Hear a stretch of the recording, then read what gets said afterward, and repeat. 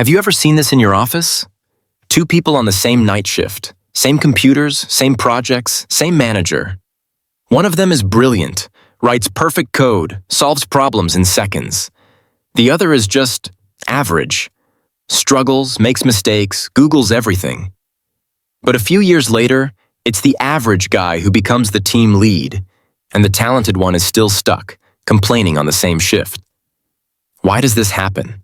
In this story, during one long night at the office, a quiet moment between two coders reveals the real reason why talented people fail while average people win.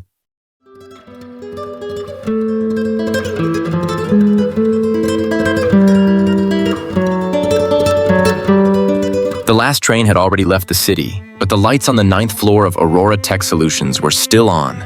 Two people remained in the office, Alex and Daniel. Alex was the star of the company, 26 years old, top university, awards, recommendation letters so strong you could frame them on the wall. Everyone knew his name. He spoke fast, walked fast, typed fast. In meetings, managers quoted his ideas. HR used his photo on the company brochure. New interns whispered, "That's him," when he walked by. But if you watched closely, you'd notice something else. He arrived late. He never documented his work. He rolled his eyes when someone less intelligent asked questions. He believed the rules didn't apply to him. "Come on, I can finish in one night what these guys do in a week," he would say, leaning back in his chair, spinning slightly, scrolling on his phone. And to be fair, most days it was true. Then there was Daniel, 28 years old. Average college, no fancy degree, no fancy anything really. He sat at the corner desk. His shirts were a little worn at the collar. His shoes had small scratches from being used too long. His English wasn't perfect. He was quiet in meetings. He would rehearse sentences in his head, then still decide not to say them.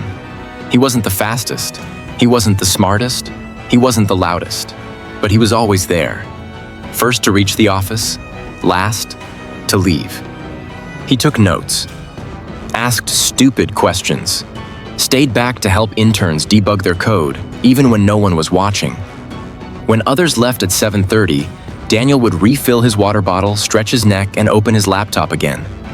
No one posted his picture on the company website, but the security guards knew his name. The cleaning staff knew his schedule. The coffee machine knew his fingerprint. When his mother called him at night, she would always ask, "Are they taking care of you over there?" Daniel would smile and say, "Yeah, Mom, I'm learning. That's what matters." One Wednesday night, a message dropped into the company group chat. "Urgent client demo tomorrow 10 a.m. The build is crashing. Need fix before morning." The blue light from phone screens lit up tired faces. This was a multi-million-dollar client. Losing them would mean budget cuts, maybe layoffs. The entire company depended on this project. People's rent, people's kids' school fees, people's quiet lives. The project lead called Alex. "Only you can fix this in time," the manager said. Those words again. Only you. Alex smirked, half asleep in his apartment, the glow of Netflix still on his face. "Relax, I'll come by 8 a.m. and fix it before the demo. Don't worry." He hung up, dropped the phone somewhere on the bed, and went back to sleep. In his mind, it was just another crisis that his talent would magically erase in the morning, like always. The manager also sent a message in the team chat. "Anyone available to help tonight?" The typing indicator appeared, then disappeared, then appeared again. Daniel. "I'm still in the office. I'll stay. Tell me what's wrong." The floors were almost empty now. A vacuum cleaner hummed in the distance. The air conditioner clicked occasionally, like it was also tired. The bug was nasty. The app crashed after the 5th action, but only on the client's server, not on their own. Alex had written most of the complex logic. People called it genius, elegant, efficient, impressive. Daniel opened the code. Lines and lines of shortcuts, clever tricks, no comments. It looked like a different language inside a language. For a moment, his chest tightened. "This is above my level," he thought. "I'm not supposed to be the hero. I'm just the guy who stays late." His cursor hovered over the close button. He imagined going home, lying down, blaming the problem on complexity, on the client, on anything. No one would expect him to fix this anyway. He was average, remember? Then, almost randomly, a memory surfaced. His father, sitting at their old kitchen table, hands stained with grease from his job as a mechanic. Daniel had just failed an exam. "When you don't understand something," his father had said, "don't run away from it, sit with it, respect it. It will slowly start to talk to you." Back then, Daniel hated that advice. Now, in this empty office, it sounded different, softer, truer. He sighed. "Okay," he whispered to himself. "I'll sit with this." He created a copy of the code. He ran test after test. He added logs. He printed variables just to see what they felt like when they changed. He traced every function like following a thread in a dark room, one hand on the wall, step by step. Midnight passed. 1 a.m., 2 a.m. His eyes were burning. His back ached. His stomach growled, but the cafeteria was closed. He drank water instead. At 2:30 a.m., he leaned back, rubbed his face, and looked at the ceiling. "What am I even doing?" he thought. "Nobody will even know." Then another thought.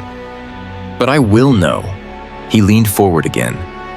Slowly, the code started to talk. He noticed a small condition.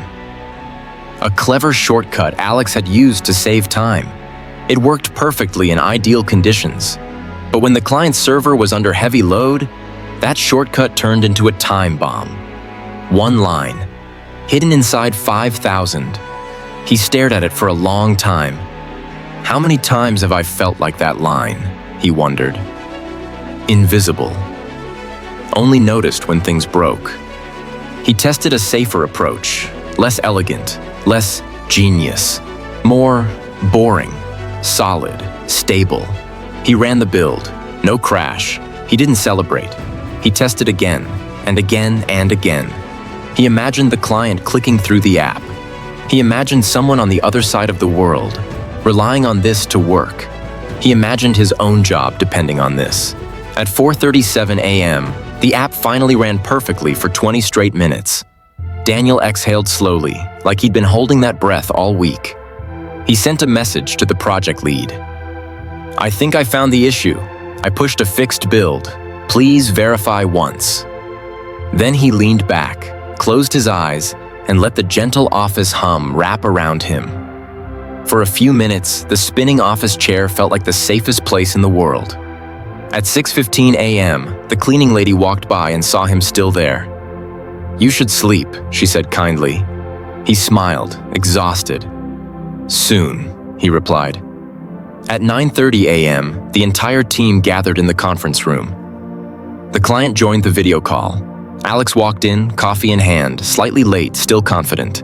His hair was perfect. His shirt was ironed. He had slept. The demo began. Feature 1, smooth. Feature 2, perfect. Feature 3, 4, 5, solid. No crash, no error, no panic. Smiles on the client's faces. Project renewed. Extra features requested. More revenue confirmed. Jobs, for now, safe. Everyone clapped. Alex felt the familiar rush of being in the center of success. He straightened his shoulders, ready for his name. The manager turned to him. "Brilliant work," he started, then stopped. He turned to the big screen and opened the commit history. The last commit before the demo. "Fixed server crash under heavy load. Daniel." Silence. Chairs creaked as people shifted. The room suddenly felt smaller. Everyone turned. Daniel was standing near the door, holding a paper cup of coffee with both hands. His hair was messy. His eyes were red. His shirt was slightly untucked. He looked like exactly what he was, a person who had not gone home. The manager walked up to him. "You were here all night?" Daniel swallowed, his throat dry. "Yeah, I just kept trying," he said quietly, almost apologizing for it.